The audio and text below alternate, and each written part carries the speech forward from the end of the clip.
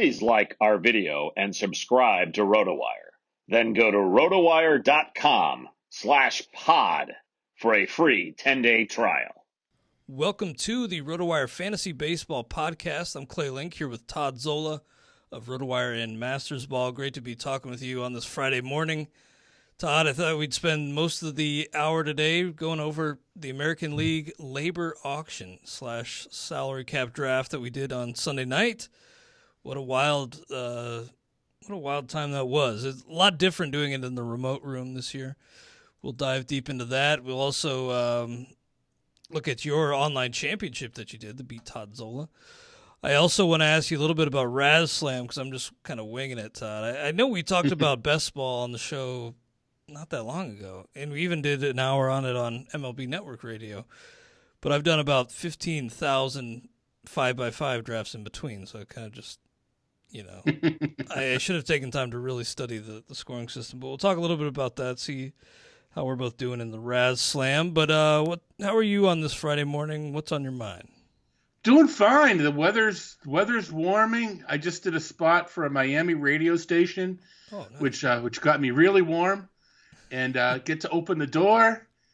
I found out that my car needs a little work to get inspected, but when you can say I thought it would be worse, and you're given a bill for a couple $100, you've been down this road before. Oh yeah, I've been down that road. I'm probably going to be down that road again soon. I mean, my car's doing okay, but it's after a long winter, the car can start making some funny noises for sure. Yeah. So, I just wanted to start with one player who was on my mind this morning before we get into things. Freddie Peralta's blowing up, Todd. The hype, he's the new TJ Antone. It sounds like Freddie Peralta. By the way, Wade Miley hurt, so we'll see if maybe Antone ends up. Your new TJ Antone or the new TJ Antone? I think the new. I'm not actually even pumping the hype train, but other people are. He is pretty exciting, and it sounds like they are preparing him for a rotation spot. I did bump him up, I think inside my top 200. Antone, I don't even want to tell you how high he's climbing, but he's around 150, 160. But I think Freddie Peralta's right around there now too. And again, it sounds like they are looking at him as a true starter. So, what exactly are you doing with Freddie Peralta? How are you handling him? Yeah, it's weird. This time last year, I couldn't leave a draft without Adrian Hauser. Now I have to make sure he's still on the team, right? That's essentially who Peralta will beat out for the fifth spot. Brett Anderson doing what he normally does, pitching, okay in between injury stints. So you figure he's going to have a spot. We talked Josh Lindblom, Corbin Burns, and Brandon Woodruff. So he's battling Eric Lauer, who, again, just a nice filler. So the spot's definitely there. So Peralta, I mix him up with Joey Lucchesi. I don't know why. I just do. I don't know if I've ever seen. Popped up at the same time. Yeah, same room, and haven't seen them together, and I'm not really sure. But Peralta, and they both kind of profile similarly. They use a bit of deception and need a third pitch. And I haven't dug that deeply to find out what it is about Peralta. Maybe he's just showing better control, more confidence fighting himself, or if he's got that third pitch going on. Because to be honest, we don't even have a note in the site. For, February 24th is our last note. So there are Twitter reports out. There are Twitter reports out there. I know where you're coming from, but I don't know. Because I was fairly high on Peralta anyway, just because I just mentioned Brett Anderson and Eric Lauer. I kind of had him in that streaming zone, but because it's Milwaukee, it's not front and center. Had him for 77 innings. Who knows how many we're going to be starting and leaving. Maybe I bump him up into the hundreds just to but I don't know that I'm going to bump the skills up all that much. But he's still just a streamer to me. Mm-hmm. And I don't like streaming my pitchers in Milwaukee for obvious reasons. So now I'll say the reasons. Because it's a really good hitter's park. Yeah. And I'd like to find some other options. I'm not shying away from Woodruff, Burns, or Lindblom because of it. I think they overcome it. But I think when you're streaming, there are better options. I hear, yeah. Tom Haudricourt of the Milwaukee Journal Sentinel yesterday had a tweet that manager Craig Counsell said he considers Freddie Peralta in competition for a rotation spot and will continue to stretch him out accordingly. So yeah, I'll grab a note on that right after we're done here, if it's not already done by the time we're finishing up. But yeah, he's got 10 strikeouts this spring in 3.2 innings. Don't want to overreact, but sometimes extremes in small samples do tell us something. And the fact that he's just pumping gas, and I've seen some people hyping him up. So now he's the latest guy to get on board with. How are you doing in your Razzslam League, Todd? I'm liking it. It's an interesting competition. It's like the cut line, NFBC cut line, but with 12 teams.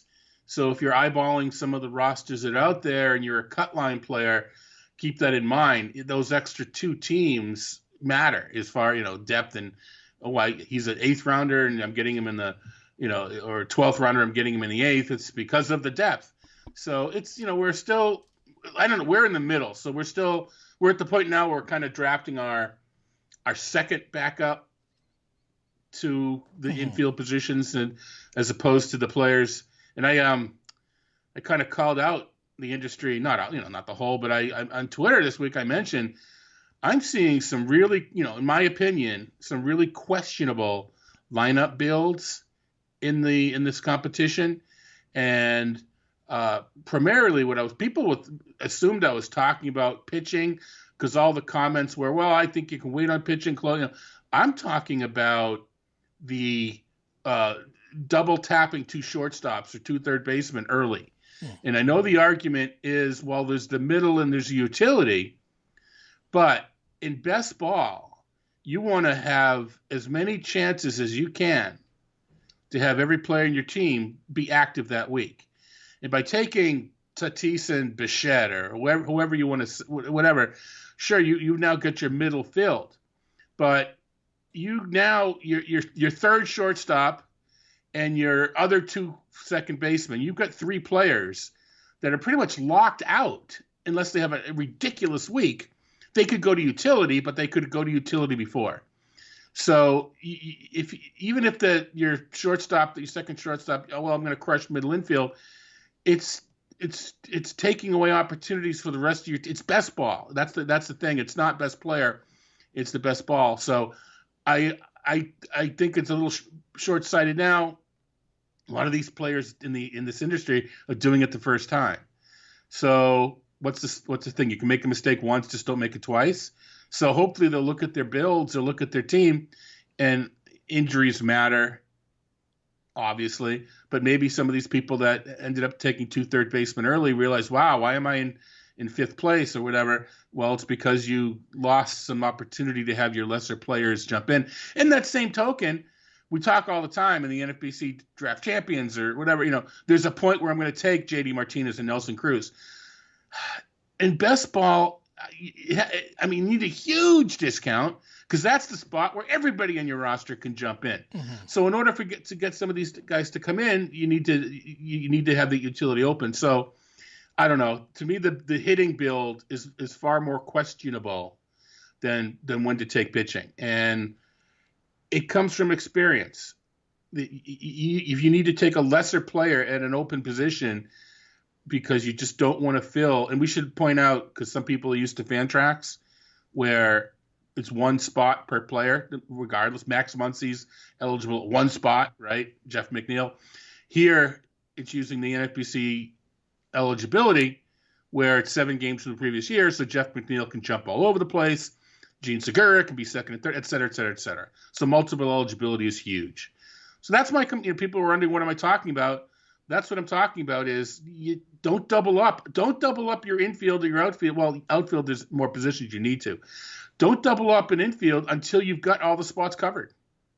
Very interesting. Well, if you're watching on YouTube, you'll see not only am I still rocking the trucker gimmick, but I am raising my hand because I'm one of those guys who you called out on Twitter. I know you weren't subtweeting me specifically, Todd, but maybe you were. I don't know. Well. But it is a weak spot in my game, and this does kind of mimic the cut line format, right? And It was kind of the point system actually was built to, and you had a hand in that, correct? In building it to reflect roto. Yes, I was more of a consultant than Okay. a actually, Kevin Duxer. Everybody in the NFBC knows KJ. Probably been texted by him at some point to hurry up and make a pick. But he's a lot I less respect aggressive that. than Mike the Mouth. But KJ's a great guy. He has a lot of unique formats within the NFBC, running them on a private nature. Very integral to the success of the NFBC. Anyway, he designed the system to emulate 5x5 scoring, and I was called in to run the numbers, do some correlations, and offer any tweaks to the system afterwards. So KJ did the heavy lifting, and I just kind of, it's like when the wrestler goes out there and does all the work, and then the next guy tags himself in, gets the pin, and sooner or later these guys start fighting themselves. But I'm not going to fight KJ because he just wiped the floor with me. Anyway, yeah, I get what you're saying there. Anyway, so the point being that cut line, NFBC 12s, even best ball 10, all those formats use a very unique system in that it was done for marketing purposes. And I, air quote at the time, didn't like it, but understand. And I've grown used to it now, so it's all fine. It's just not the 1 point for single, 2 for double, 3 for triple that we might all be familiar with in Fantrax, ESPN, and CBS. You're you play the head-to-head. And I think you probably are a little bit happy that we changed the head-to-head tout rules so that the winner gets to choose the point system, and we're not finagling every year to try to come up with the perfect system. We're just going to use CBS, Yahoo, ESPN, and Fantrax, and it's winner's call. And Ariel Cohen won last year. Some reason he chose CBS. I don't think it's because he writes for them. Right. No, and that's what you do, right? If AJ Mass wants to use ESPN system because he writes for ESPN, well, AJ's taking the year off, but win the league, and it's ESPN the next year. We're talking ESPN. So this year we're focusing on the CBS. But anyway, it was done so that people with marketing, so that you didn't have to completely redo your rankings to play the cut line. I love and that. I've grown to like it too. It's interesting because what I've grown to like is, even though the rankings are similar, and I'm kind of alluding to this now, your draft list shouldn't be. You should stray from the draft list. Just in Roto, there's nothing wrong with going Tatis and Corey Seager, because you're not jumping a player into that middle, right? You do want kind of the best play. You don't want to leave points on the table. But in the best ball, you do. And you couldn't hear it because it's on my headphones. I'm up in Razzslam, speak of the devil. So Nice. I've been making a pick live. I'll let you talk now. I'll go and make my championship-winning pick. Yeah, tell us once I'm done talking who you ended up taking. I knew that it kind of reflected 5x5 scoring, and per our prior conversations, Right. And looking at the last year's points leaders, you see a lot of the hitters up there, not so much the pitching, but the gap between those top tier pitchers and the lower tier pitchers is so great that it kind of makes up for it. So I did end up taking Lucas Giolito first with my first pick, 11th overall. Do you think that was a reach on a starter like that in this format? I do. It's justifiable depending how you want to build. I actually got Giolito, and I think I got him in the second round. So, is there really a difference between 11 and 14 or whatever it was that I'm picking? No, you know that. I mean, I got Yelich on the way back, so you could flip-flop the two. Exactly. Yeah. Exactly. So I don't see this being as much, because the other thing, as far as the difference in best ball and in Roto is you hope Lucas Giolito is in your lineup all 26 weeks. He's going to have an off week, and he's not going to. But the plan is to have him in your lineup all 26 weeks. But where you may stray from the ADP is later, because it's best ball, especially with pitchers. In order for a lesser hitter to jump into your lineup, he needs to have a good week, right? I mean, he needs to have a better week than a better player. He's going to have a better game. He's going to have a better series. It's tougher to have a better week. And a pitcher just needs to have a better start. He just needs to have one start. Face the Tigers, face the Orioles, have the wind blowing in, have a day where the umpires big strike zone, whatever it might be. And so he just needs to have a better game, and another pitcher has to have a bad game. So there's a lot better of an opportunity for the the lesser pitchers to jump into your lineup. So this is another roster construction thing. We haven't quite gotten to this point. Well, some leagues have, but I haven't looked at them yet. That's the next thing I want to look at in roster construction are, do people, I mean, it's okay to draft a couple pitchers early because you nine spots. You're not going to get lucky 9 times over the course of the week. You want some solid rocks in there for the early starts, early top roster spots. But you want to get your hitters locked down solid, and then you want to embrace variance with the pitching. So I'm curious to see, how many reserves everybody's how many reserves everybody are drafting. I just said that you want, there's less of a chance of somebody jumping in, but these are the players that are going to fill your middle and your corner and your utility. So your second first baseman, you're not really drafting to beat out Freddie Freeman. You're drafting him to be your corner or compete with another first baseman to be your corner and or utility. So that's sort of the next set of roster construction. That's the spot where I am right now. Is, do I want another pitcher, or do I draft another infielder? And the more multiple eligibility guys you have, we've talked about this, the more pitchers you can draft, the more lottery ticket pitching you can draft. I don't have a lot of multiple eligibility right now, and so I'm kind of looking at that, which is why I'm thinking about Heimer Candelario. I have Freddie Freeman at first, and I have got Gio Urshela and Brian Anderson. So I kind of push third baseman. I don't really have a very good third baseman, but I also have Cody Bellinger, who can play first base. So maybe what I need to do is draft another outfielder, and that's what I'm going to do. I'm going to leave Candelario on the table, and I'm going to draft another outfielder. And I've been drafting like within 1 minute, so everybody's kind of mad at me because I'm 4 minutes into my pick right now. I mean, texting you and your friends. Yeah, exactly. We're in the 22nd round. Brendan Rodgers was just drafted. Tony Gonsolin, Starlin Castro. So that's the level of player that were drafted. But I'm looking at Grichuk and Jurickson Profar, who San Diego just said could play some center field if Trent Grisham is the hamstring, if it lingers, which is never a good thing. I like Alex Dickerson, but I might be able to wait a little bit. Let's see. You know what? I'm not. I'm going to embrace variance. I'm going to take Alex Dickerson because when he's in the lineup, he crushes, and it's going to be deep enough that when he's hurt, I'll have somebody else. So live pick, folks. I just drafted Alex Dickerson. Very nice. Yeah. By the way, the Padres are saying that the hamstring strain, actually, that Trent Grisham is dealing with is minor, but that's definitely something to keep an eye on. I like Profar for that multi-position eligibility. I think that is important to build into your bench. I was actually hoping to get Andres Jimenez. I missed out on him by a few picks, but I thought there was a chance he got sent down, Andres Jimenez, of course, coming over from the Mets to Cleveland. But it sounds like he's kind of running away as the starter at short. And, in fact, Ahmed Rosario's seen time in the outfield to try to, center field, start improving his chances of playing time and increase his versatility. So Andres Jimenez is becoming more of a target for me. I did get Jake Cronenworth to add a little positional flexibility. I got your boy Colton Wong, and then I just grabbed Bobby Dahlbeck, who's kind of blowing up too lately. What a spring he's having so far, Bobby Dahlbeck. I'll just run through my picks so far. After Giolito, Christian Yelich, Xander Bogaerts. If you can get him at the end of the third nowadays, I love that. Vladimir Guerrero, Zach Gallen, Michael Conforto, Kyle Hendricks, Aroldis Chapman. So I was the one kind of pushing pitching. I felt, Kyle Hendricks, the innings he's going to give me. Aroldis Chapman. You can push, but then, I've got 4 pitchers in the top 11, but then you back off.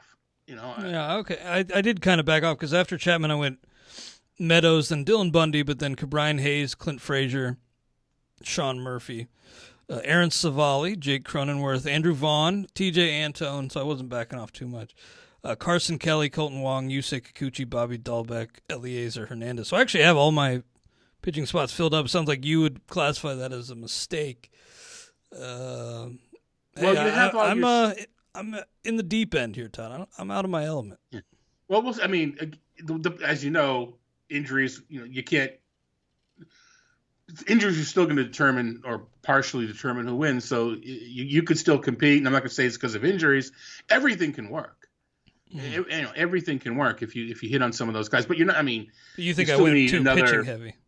You still need some other pitchers because and as much as you like Anton, I hate to tell you this, he's not going to crush it 26 weeks. He's not going to shove every game. So you're going to need other people to backfill it. I went pitching. I Freeman and Bellinger and Bogarts were my. Actually, you said you took Giolito in the first. Yep. You're gonna be sad that I took him in the fourth. You took him in the fourth of Razzslam. Yeah. So I got Freeman, Bellinger, Bogarts, and Giolito. Then I went Will Smith at catcher because I do believe catchers matter, not just matter, but in best ball. Here's another kind of strategy thing is. In best ball, if your first baseman or second baseman or third, whatever, have a bad week, you're going to have a pretty good player to jump in there. Catcher, you kind of want to lock down. Even when an Omar Narvaez has a good week, it's still not that great. When a Wilson Ramos has a good week, so I like drafting catchers early. So I took Will Smith in the fifth. Then I'm a closer advocate. I took Josh Hader and Liam Hendricks. 6th and 7th, Eddie Rosario, Steady Eddie, Wilson Contreras. I don't like taking two catchers, but I figured why not. Ian Happ, who, I'm saying this like every time I draft him, so it's like a lot, but I thank DVR, Derek Van Riper, for pointing out the improvements. And even at the time, we didn't know he'd lead off, and now he's going to potentially lead off. Trevor Rosenthal, surprise, surprise. Gio Urshela, Nick Solak, so I have a little multiple eligibility. Patrick Corbin. Brian Anderson. I don't think he's going to get outfield this year, right? It's probably just third base, but I like him. Zach Eflin, he's a solid player, nothing flashy, but solid. Right, which is kind of what you want, right? David Peralta. Again, now that Nick Markakis has retired, David Peralta is now my prototypical example of a boring guy at the end. Yeah. Colton Wong, Jorge Polanco, Cesar Hernandez. So this is very on brand, as they say. Then I took another pitcher, Mike Minor, and as we just said, Alex Dickerson. So, it's around 21, and I've got 6, 7. I've got 10 pitchers through round 21. And that's before. So you actually have more pitchers than me. Right. We're through round 22. I have 9, so we're pretty much on the same page. Yeah, when I do it, it's right. When no, I'm just kidding. So, but there have been drafts, and we can talk about the online championship. I was done with my pitching like the 20th because I need to stream the heck out of my team. So I wanted to get my streamers, and the hitters at the end are the hitters, so you can get anybody. So, but it's more early. I wanted to make sure I got the backups early for my team. So my first doubling up, well, you double up outfield because there's 5 positions, but my first position player double up infielder was Brian Anderson in the 15th. So I didn't, and Heimer Candelaria was just taken. So unless they're listening to this, unless someone's on the RotoWire office listening to this live, then that someone just felt what I was going to do with my next pick. Yeah, you put that out into the universe. Yeah, but vibes. I'm not. It happens in a lot of leagues, and it's fine. People hopefully are learning, but we've got a Story Seager double up in the first 2 rounds. We've got Machado and Bregman double up in the first 2 rounds. I think 4 teams I counted doubled up an infield position, and I'm not participating in the chat, but in the chat they're saying, "Hey, I got to fill my middle. So I crushed the middle." Yeah, you do, but you now have 3 players in your team that have barely an opportunity to help you. Yeah, it sounds like I really blew it here with Giolito. Oh yeah, you blew it, man. You don't know what the heck you're doing. But DeGrom, Bieber, and Cole all went before I picked in the first. Well, DeGrom, Bieber, Cole, and Bauer all went. So I thought, get this ace. It sounds like I didn't need to push pitching quite as aggressively up top. But, I'm learning it myself. It's not really in my wheelhouse, but it's fun. Right. It's good to expand your horizons a little bit. A real quick note before we move on to AL LABR, Todd. Fantasy baseball is here, and you've got to check out these new best ball leagues on Underdog. Best ball is the ultimate test of your live draft skills. since there's no in-season management. That's right. Draft your team and Underdog automatically credits you with your best performing players every week. You don't need to play the waiver wire or worry about trades. It's just the draft. Who doesn't love drafting? I certainly do. In Underdog Best Ball, you can draft as many times as you want because you don't have to do any roster management, saving you loads of time. Underdog's Best Ball leagues are drafting right now, starting at just $3. Once the season starts, Underdog also has the daily fantasy and an all-new Pick'em game. Go download the Underdog app now to get in on some Best Ball before the season starts. Enter promo code ROTOWIRE with your first deposit, and Underdog will honor a money-back guarantee during your first month. Love Underdog or get your money back with promo code ROTOWIRE. Search Underdog in your app store and enter promo code ROTOWIRE. So, Todd, AL LABR, the first thing I want to talk to you about, you were tweeting about how the spending you thought was, really aggressive, and I think generally it got to that point. But I thought at the very tip top, it started with Garrett Cole, who our colleague Jason Collette ended up rostering. He went for only 40, and I was using the RotoWire draft software, and they had him at 45. We had him at 45, and Jason Collette, I was texting with him. He said he had him at like 48 or something. So the fact that Cole settled at 40 kind of told me that at the very tip top, people were a little reluctant. But did you think that generally in that first round or two that it was kind of, people just winging it and kind of overspending more so than not? In my view, they were, but everybody has a different view. Everybody has a different strategy. Everybody has a different approach. Now, it surprises me a little bit that the number for Cole, you know what? No, I'm going to take that back. It doesn't surprise me. I've got Cole at 43. So, yeah, no, what do you say, 40, 46? I mean, we're all in the same neighborhood. So so that number, I won't, I have no argument. It was undervalue, air quote. I just have trouble I know how good Cole is. I just have trouble building a pitching staff when I'm spending half of what I want to spend in total on the one player, primarily because there are so many other guys that I like for a lot less. And sure, you save $3 on Cole, you save $5 on Cole. I want to save $30, or well, that's a high. That's aggressive. $15 on three other pitchers closer to the middle. So at least according to my estimation. So that's the issue with Cole. So yeah, that's that's a guy that I do feel you're right. I should say you're right. I'll confirm that the number was a little bit less.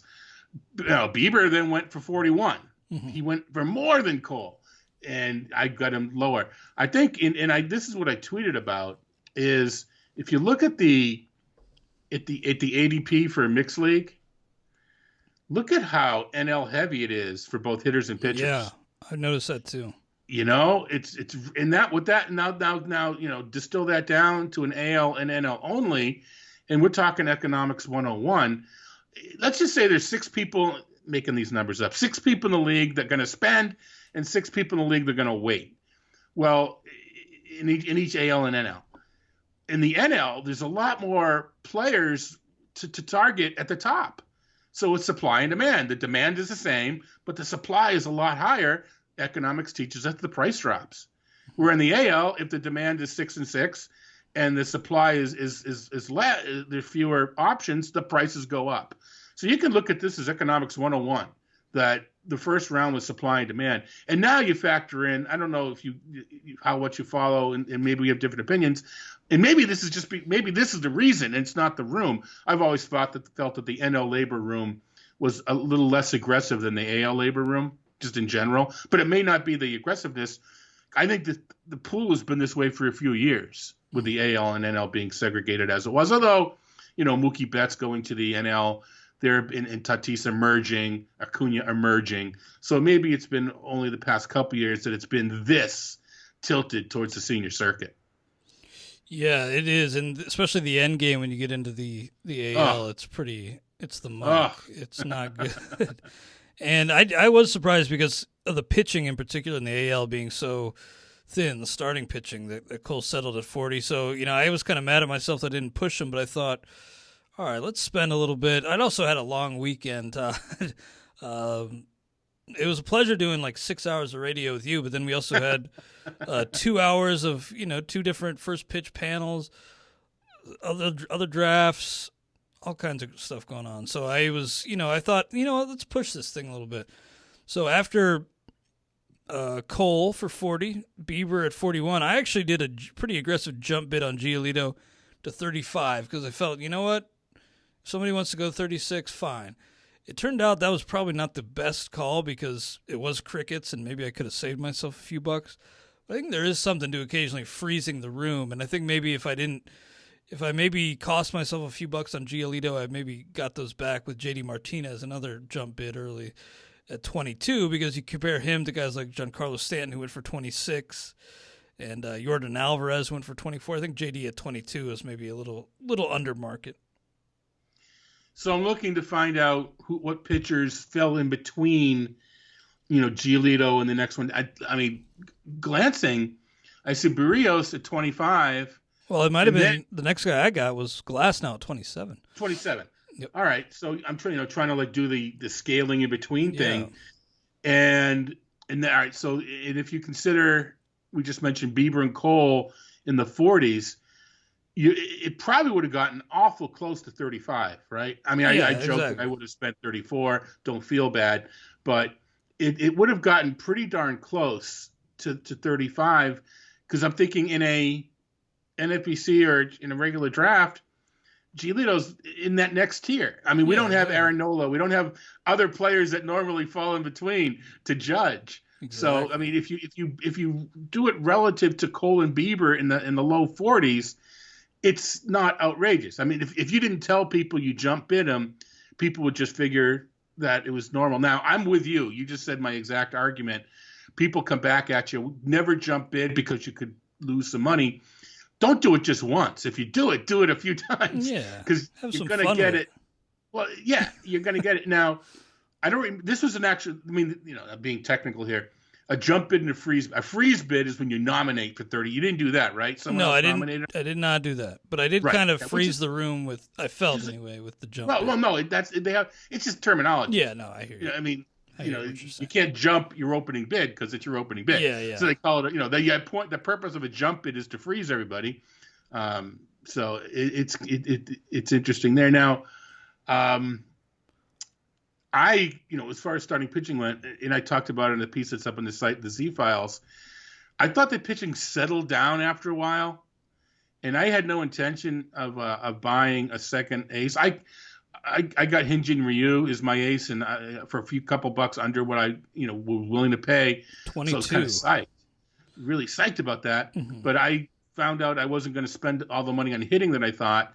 So I moved it over, and I kind of reached a bit for Lance Lynn. I think 26 may have been in a vacuum a little high relative to how much people are paying for pitching.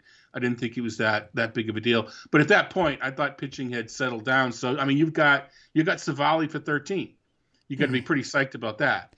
Yes, I am quite happy about that. I have already lost Jonathan Hernandez, which is always fun the day after the draft. But I saw, what can you do? Everybody's going to lose a few players in spring training. It's not a big deal. I may have gotten lucky. I may have gotten fortuitous in this draft, because I completely misplayed the end game. We've talked Edward Olivares a lot. I'm high on him as a stolen base candidate with a little bit of power. Well, unless I'm in a AAA league, I'm not going to be getting his stats at the beginning of the year. So it's toward the end game, and I wanted Olivares. And Michael Taylor's name came up. And kind of like an impulse buy, I'm like, wait, I can get them both and hedge it. And I got Taylor. But then whether or not it was just because of the end game and they had the money and they wanted the steals, or they heard what I said and they knew they would push me on Olivares, I didn't get Olivares. So then I'm like, I'm tilting because I cost myself Olivares, but I got Michael. I may have actually gotten the starter. It may help me in the end. So I'm still that same thought process may cost me, because I still have a hard time believing that Baltimore is going to play Cedric Mullins over Austin Hayes, but they are. Really? And they continue to do so. Oof. And Hayes is on the weak side of the platoon. If it comes down to a platoon, I did spend on Austin Hayes, but may have gotten lucky too with Franchi Cordero. I need somebody, and I know he's out now, and I think that may have dropped the price just a little bit because of the COVID-19, and he's now going through the intake. But and I didn't want him, but I that was my Oliveira spot. So all right, I can't pay the $4 for Oliveira, so I might as well put it on Cordero. Well, if he does start, then $4. I get another play. So it's, again, high. $4. So that would sound like a good time, even though I am skeptical about Cordero. That's a good price to get in on, I think, at $4. Take the chance on the upside in an only league. Yeah, I think that's fantastic. I was, kind of bummed, tilting myself when I got the Jonathan Hernandez news. But you know what the perfect remedy for something like that? Watching 2-year pitchers go head-to-head in a spring game just an hour later. That's what I got to do with Nick Pivetta and Shane McClanahan, and both were dealing. So I felt a little bit better about losing Jonathan Hernandez, not so bummed out. We'll get to more of this, but real quick, a note from AutoNew. Our friends over at AutoNew. AutoNew Fantasy Baseball is the next level fantasy baseball challenge you've been looking for. Experience a year-round dynasty competition with deep rosters. Accumulate prospects to lead your team in the future or move for a superstar at the trade deadline. Keep your baseball mind engaged in the offseason with trades and arbitration. Learn more about why everyone who plays AutoNew becomes addicted at autonewbaseball.com. That's OTTONEU baseball.com. AutoNew, better fantasy baseball. I'm looking forward to battling it out with you, Todd, and AutoNew this year. And in AL LABR, too. I mean, you, me, Colette, this room is just stacked. Larry Schechter, Brett Sayre, Tristan Cockcroft, Steve Gardner, Dave Adler, Eno Saris, Greg Ambrosius and Sean Childs, Colton and the Wolfman, then Ian Kahn. This is kind of like my holy grail league, Todd. This is the one. This is the big one for me, and I want to take it down. I had a runner-up finish, but Colton and the Wolfman, they've had my number. I cut you off. How the heck did Ian get in this league? I'm just. Oh yeah, he's not a good player. Just kidding you, pal. Yeah, just joking, buddy. Can we let everybody know? And you just mentioned Colton and the Wolfman, that Rick Wolf was given the was the beneficiary, the recipient of the 2021 Lar Michael Zenenau Award for his contributions to the industry. We awarded it to him previous to the Mixed Outwards draft on Tuesday night. He was very much humbled, and as we knew he would be, we purposely planned it in a surprise on his own show before the draft, and very, very worthy, nominated by several of the touts, and congratulations, pal. You deserve it. Yeah, congratulations, Rick Wolf. I've had the pleasure of meeting him several times. I don't know him, as well as many others in the industry, but he's always been just nice as can be to me, and yeah, he's certainly deserving. And every time I just think of Lar, anytime I get to think of him and remember our times together, it brings a smile to my face. That guy was the man. Mm-hmm. All right. So, Todd, you said you kind of felt you misplayed the end game. And I, if you feel that way, I see it. I don't really think so as much. I kind of, I went heavy with the youngsters again. And I mentioned Colton the Wolfman. They've scarred me permanently, Todd. They've put a ringing mark of the rings in the ear. Well, that's what they do to Colette, right? They've scarred they my drop DNA.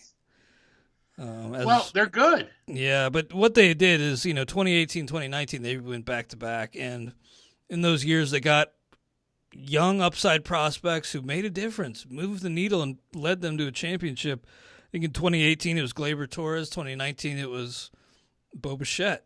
And so I've kind of become convinced that these younger guys need to go in this portion of the draft in the single-digit price range, and that they're worth the wait. I've become convinced of that. So I did take Wander Franco at 6, Jared Kelenic at 10. Now, I have a guy like in reserves. I got Hanser Alberto. I think it was a nice fill-in for Wander Franco while I wait.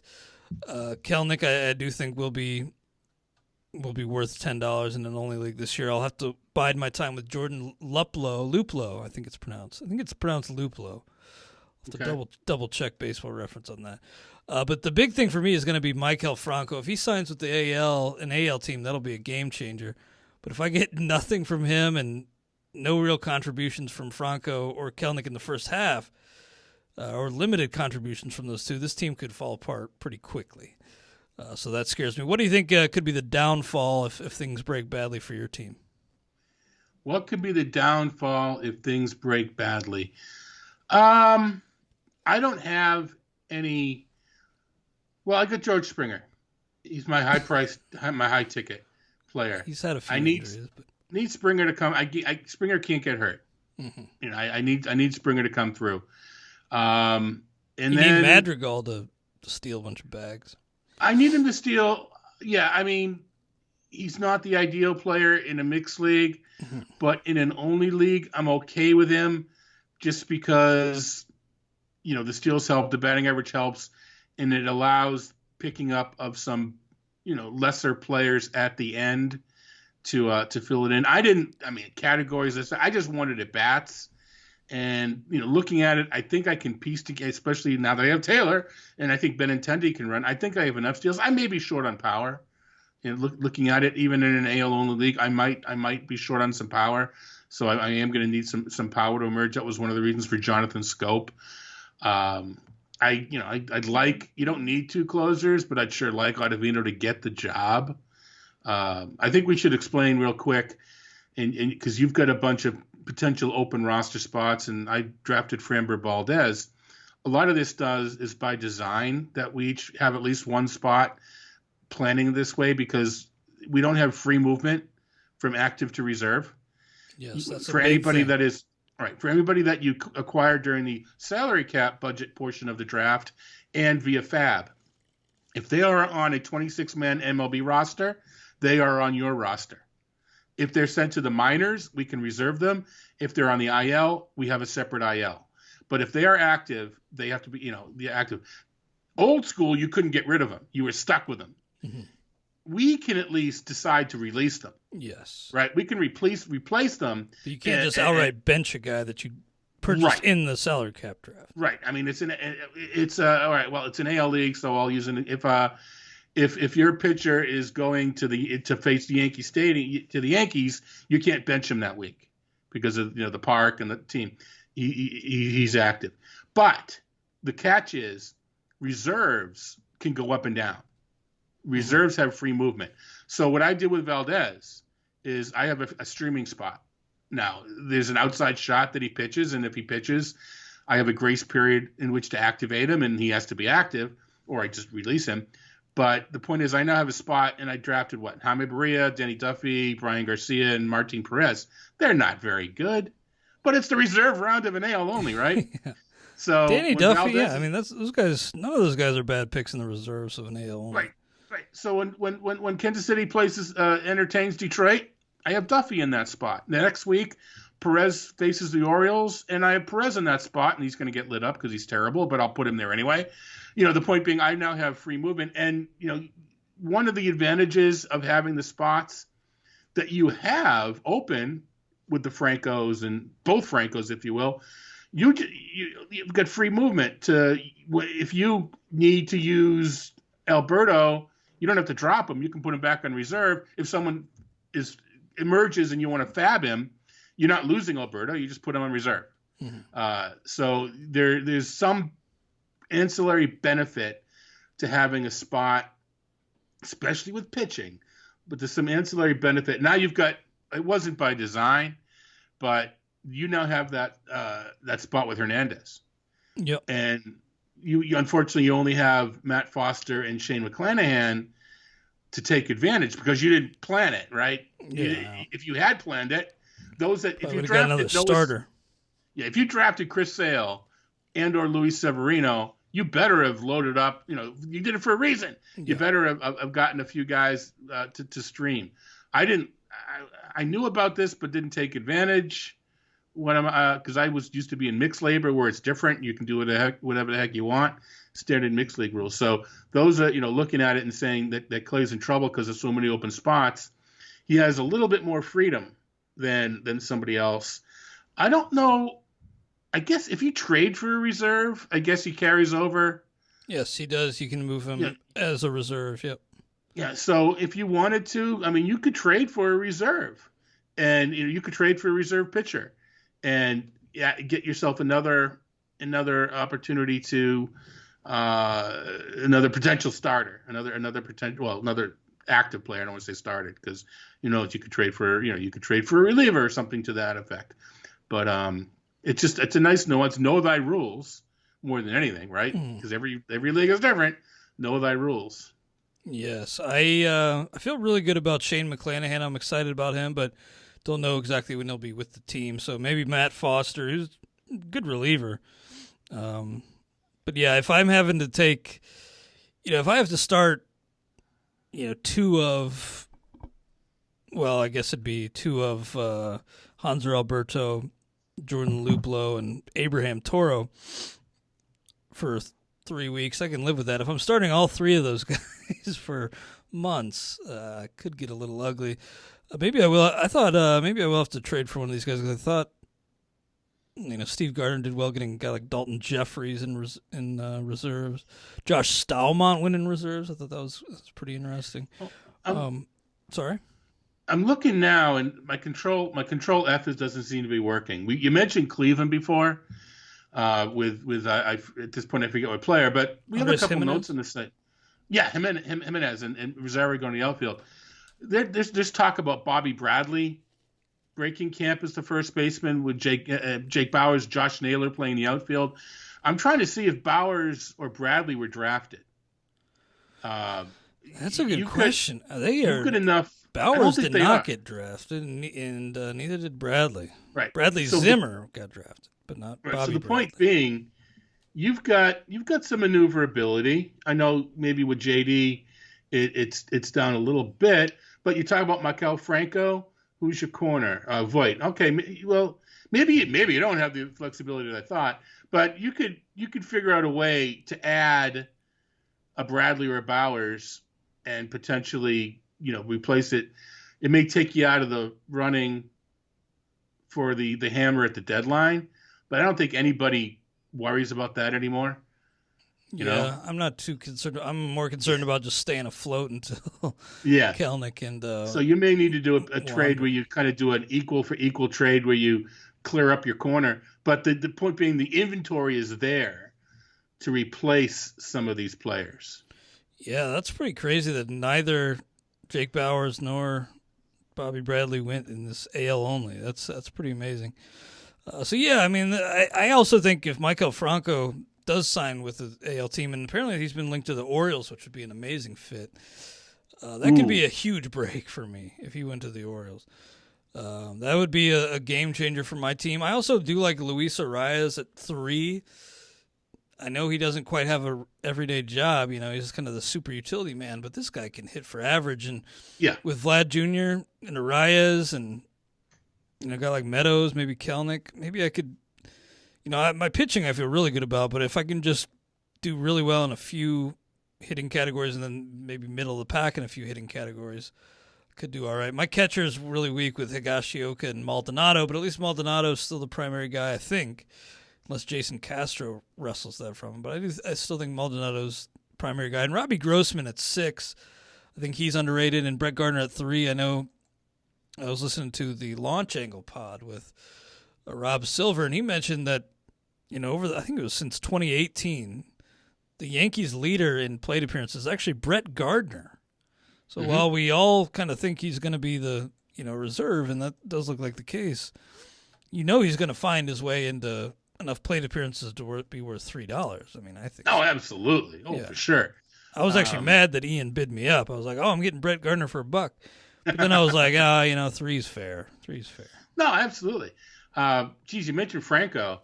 I've got Ruiz for a couple bucks, so that would hurt me. That would hurt me. But I mean, I had to get creative. I had to get creative at 3rd.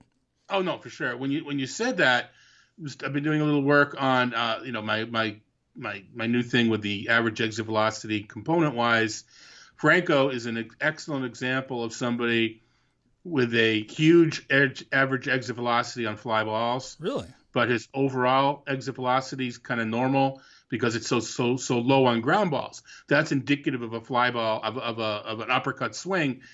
Put that in Baltimore, and he's got people. A lot of times when players aren't very good, we just assume they strike out. He doesn't strike out. Mm-hmm. He makes good contact. So you're making good contact, putting the ball in the air in Baltimore. Like you said, perfect fit. That could be. I just kind of took the spec because I missed out on Jamer Candelario, who I know we both kind of like. I missed out on Isaiah Kiner-Falefa, who I don't really like, but offered Could some lead off. speed. Yeah, he has a little speed and multi-positional eligibility, so I was like, maybe.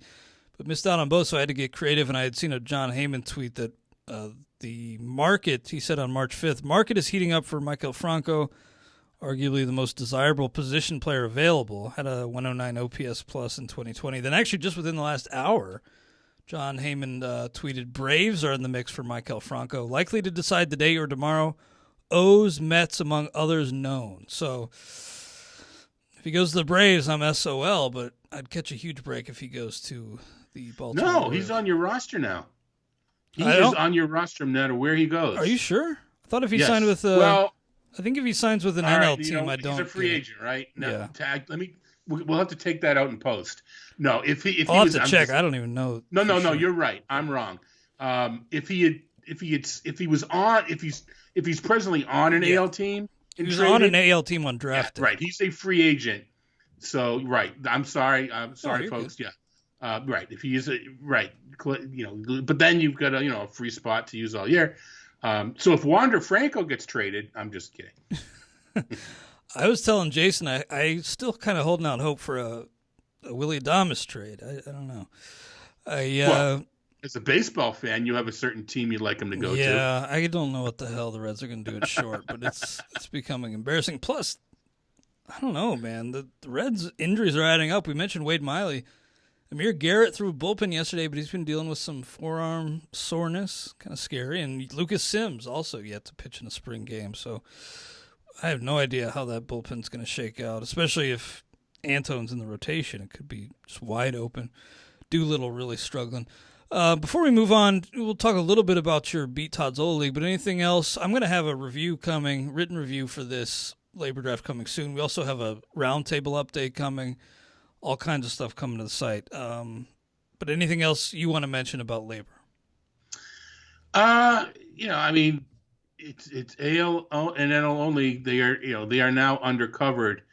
Take a look at the pool, friends. See what, make sure you have an idea what you want to do going in. And if you have to use a remote system, get familiar with the remote system. But, thanks Steve Gardner for putting this together. I joked about Ian. This is a wonderful field. We had a really good time. Missed being live. Maybe this time next year we're all bronze tan, showing off our tans on the video cast after getting back from labor. But we were yesterday was the anniversary of Rudy Gobert. Gobert. Not a Gobert. Yeah. It was also 3 weeks before opening day. So. That's what I'm working on. Yeah, that was right only now, a year ago. My goodness. So we will be talking about 2-pitch starters in 3 weeks, right? That's right. Here we go. Yeah, I know. By the way, also Jason Collette's going to have a written labor review coming to the site too, and then job battles. So all kinds of baseball stuff going up on the site this weekend. Rotowire.com/pod for a free 10-day trial. I was talking with Ian a little bit after this. I was like, Robbie Ray at 4. What? Because I don't see it with Robbie Ray, but he thinks he's a little sneaky at 4, and he likes that he's throwing strikes this spring. So that caught my attention. Whenever Ian's on a guy that I'm completely off of, I'll circle back. I still am not really in on him, but definitely check out this board too by yourself. By the way, rtsports.com/LABR-AL-auction. So the allure with Ray, if there is any, is he's going back to his old motion with the Diamondbacks. Yeah. Now, he still was a high walk pitcher, but it was more tolerable. Yeah, so, earlier in his career, it was a little more tolerable. Right. So if that's the allure, we were still drafting Ray previous to the 9-7 walks a game. So maybe he gets one skill away if he gets better control, but he's shown for years he's probably not going to get there, but for again $4, releasing a $4 player is nothing, and then so it's worth the investment. But the problem is you can't reserve him until he pitches well. That's the difference. He's in your lineup from day he one. could do irreparable damage. So I'm scared of him. By the way, this just coming down. Trent Grisham, grade 1 hamstring strain. So he's hopeful. The Padres hopeful he'll only miss a week, but definitely something to keep in mind. So Todd, in your Beat Todd Zola League, part of the RotoWire Online Championship, yes, chance at $125,000 overall prize. Where were you picking, and what did you do just to kick things off? I was picking number 7, and I went straight butter 1 to 7, 1 to 12 is my KDS. So I don't know when I was chosen. But at 7, the only thing I was sure about was I was taking a hitter. And I know that's Cole, DeGrom, Bieber territory, but in a 12-team league, I wanted a hitter and ended up with Jose Ramirez. Nice. Who I was talking to Liz on the radio about the pick. And we figured we'd be a choice between Ramirez and Yelich. So I did a little bit of a deeper dive into both. And, of course, I wanted to get Ramirez and then Yelich, but that wasn't going to happen. But the more I was on Ramirez anyway, but the more I dug in, the more I really liked it. The thing you lose is he's not going to hit 300. Well, you never know, but you don't expect him to hit 300. So he might give the counting stats as the Betzes and the Acuñas, and Acuna doesn't hit for average either, as some of the guys up top. But you're down a few batting average points. But what I figured is if I don't draft a batting average sink, if I don't draft a drain, then I'm all right not drafting a 300 guy. And in a 12-team league, I just avoid Joey Gallo or Gary Sanchez. You can still put together an offense to compete in batting average without a 300 hitter if you just avoid the guys that really are a drag. Yeah, no, I hear that. By the way, you say Kikuchi, you broke my heart in labor. It must have been a surprise, no? You had no idea I was going to go there. Well, actually, I wrote it in my review to Steve Gardner that I got caught sleeping. That was just on me. I wasn't going to ask for a rollback, but I was mad at myself because I got caught up. I actually had the AEW pay-per-view on. Maybe I got distracted by that terrible pay-per-view that I somehow spent money on. But Todd, so after your first few rounds, by the way, you wrote about this in your latest Z Files, which just went up. Was it yesterday? Today? No, earlier today. Yep, went up this morning. Yep. Nice. So yeah, it's you mentioned me. I got a shout out here, which you didn't have to do, but thank you. And that was in relation to Herman Marquez. Welcome to the team, Todd. Right. Well, in short, I went against the grain, and I know we talk. You need a pitcher in the NFBC. You need a pitcher. Well, I was planning on taking a pitcher in the second or the third, and it just wasn't there. And I wasn't willing, once everybody was taken at each spot, wasn't willing to reach down and get my next highest guy, in part because I thought there was a chance they'd be there in the next round. Mm. So I played a little ADP chicken early, and I got the chicken crossed the road. I was in trouble. So I went hitter. I did end up with Zach Gallen in the fourth. All right, not a bad pitcher. Maybe you don't mind him starting a 15-team mixed staff. It's kind of light for a 12. That's fine. I don't mind him. I don't mind it, but then when he does have some tough matchups, obviously, though. Yeah, for sure. Then my second pitcher was supposed to be Hyun-Jin Ryu, but he was gone. And I got Sonny Gray. Again, not bad. But if you tell someone you got Gallen and Gray on your 12-team staff, they go, that's pretty cool. Who's your ace? That's a really nice top three. Well, those are my top two. So I decided at this point to steer into the skid. And I'm going to let my 11 competitors beat me 1-3 in starting pitching. I'm going to try to stay even with saves. And I have to destroy them from 4 to 7. I have to my 4 to 7 just have to shove. And the way to do that is I love streaming. your 4 to 7 though. I mean, Savali, Eliezer, Paxton, Trevor Rogers, and Jake McGee I love too. I mean, Kirby Yates I like a lot too as your number 1 closer. There were a few picks on this team that I knew would curry favor with my podcast pal, Clay. And so you did well. You didn't end up with Antone though, so you get a mark against you there. No, you're right. I did not. But I got German. The one I joked about in the piece was Herman Marquez. Yeah. And we talk about home field. You know, so you don't want to stream a guy at home because you don't want to stream on the road because you lose some of the intrinsic home field advantage one gets from working at home. And Gene McCaffrey has done some research. He's kind of one of the proponents on this. He plays a lot of CDM, a lot of DFS. And he's pointed out that with the umpire scrutiny, this home field advantage is lessening because it usually was in pitcher numbers, ball strike calls. And that's lessening with this umpire scrutiny. So the intrinsic home field advantage is lessening. So you're not losing as much by streaming Marquez on the road.